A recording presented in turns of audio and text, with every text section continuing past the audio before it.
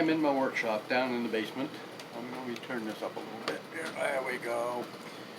Anyway, yesterday, I used to work in woodworking in what was Stanley H. Cornwall Traditions in Oxford when I started.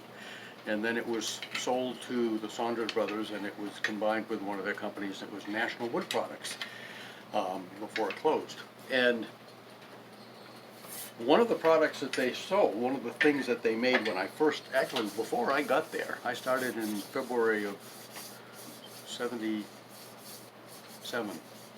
And before I got there, they made these little clothes trees, just a coat rack, just a square thing with, crossover feet on it, legs on it, and four little pigs in it.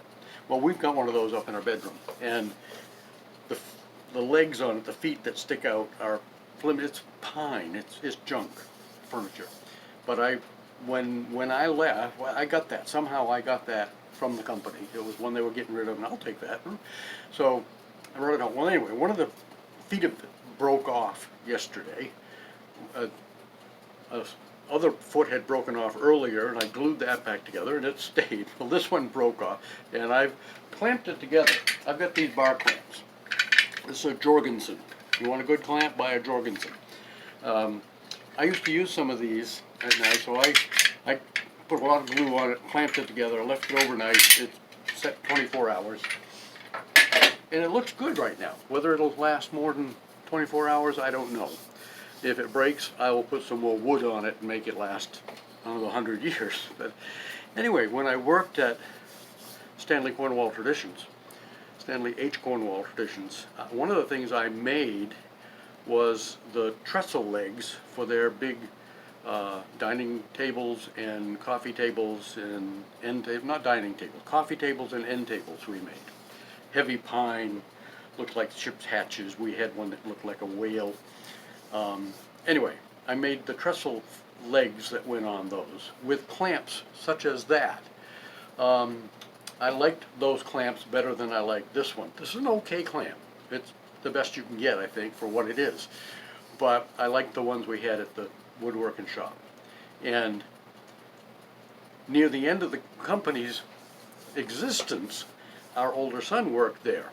He was the number 2 man in the company when it closed. And I wish I had known earlier or been thinking about it. I would have asked him if he could grab me. Maybe I had, I think, 8 of those clamps on a setup.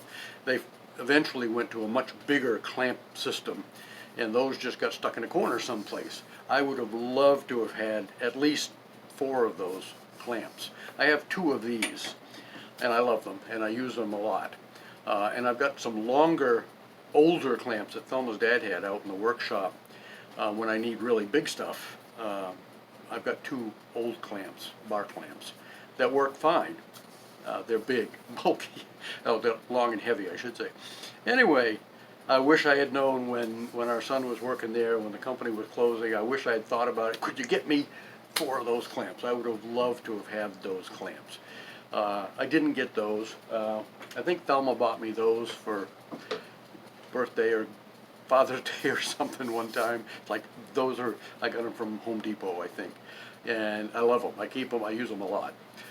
They're only, maybe 2.5 feet long. I don't know. But they're good for most things I need. So Jorgensen, Jorgesen, is a fantastic clamp company. When I was up at National Wood Product, actually Cornwall Traditions, we made, some of the wooden clamps, just short things with handles. We made those clamp jaws for, I think, 3 different companies there. Quite a process, and they were all different sizes, different, slightly different holes and whatnot. It was a good. I loved woodworking. I loved my job there. I was there for 8.5 years, I guess. Did all kinds of different stuff. I don't do a lot of woodworking. What I do is I repurpose pallets into garden boxes or gun racks or whatever. Travois. I made a travois for Thelma.